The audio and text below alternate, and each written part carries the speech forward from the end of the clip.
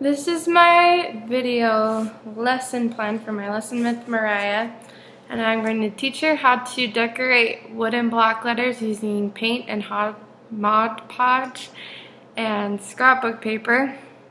And there's lots of concepts that we learned from the course of this semester that apply to this lesson.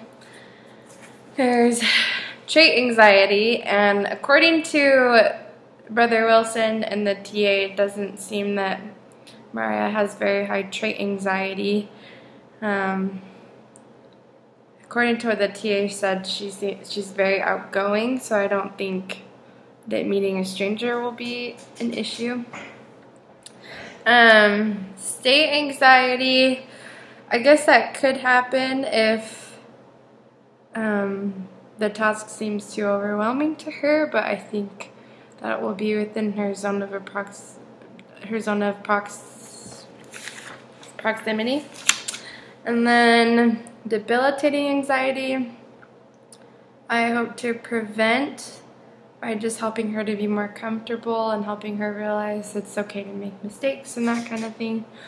And facilitating anxiety, I'll try to help her achieve that through the same way. And the only defining feature or characteristic of this lesson is that it uses a block letter, but there's lots of different ways to decorate them. So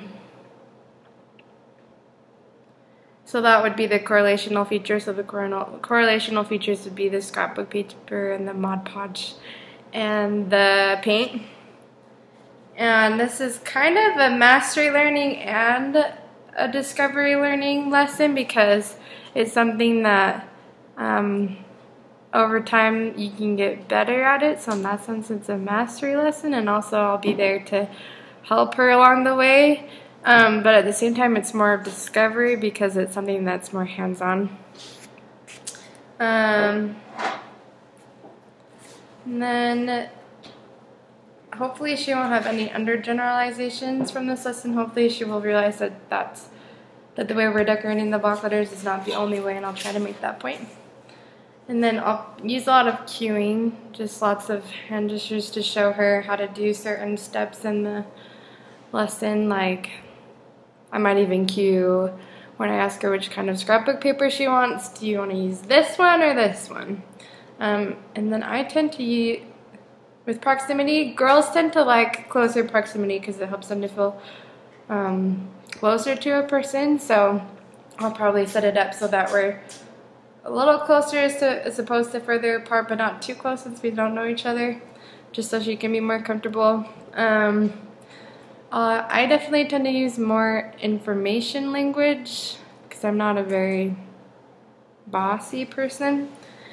And let's see. So something that's already part of her schema that Brother Wilson told me is that she already knows what Mod Podge is. She could have a failure to retrieve, but I kind of doubt it based off of what Brother Wilson said. Let's see. I think she'll have an intrinsic motivation to do this lesson because, according to the TA said, she likes craft projects.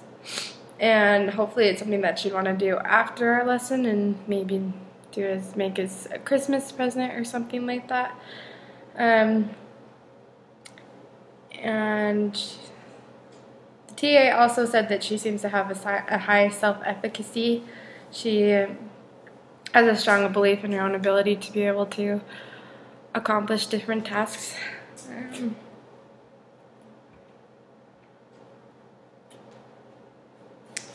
Let's see. It's possible that she could display learned helplessness. I don't think she will based off of what I've heard about her, but it's possible that she might. And if she does hit that point, then I'll probably ask her questions and help her to overcome it that way. She can assimilate this way of decorating wooden block letters into what she already knows if she already has any experience decorating them.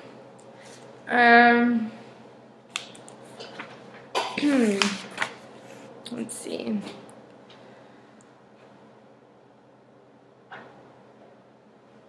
Bloom's taxonomy, I'll probably do a lot of white hat. I'll probably ask her a lot of questions to help her with the discovery learning aspect. I think there's a lot of positives that I could help her recognize too. Like I mentioned earlier, she could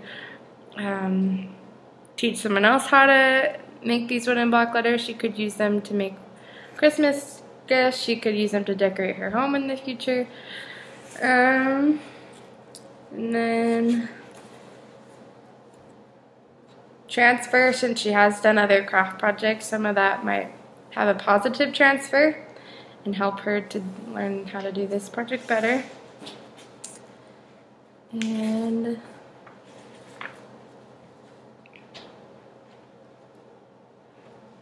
that's it.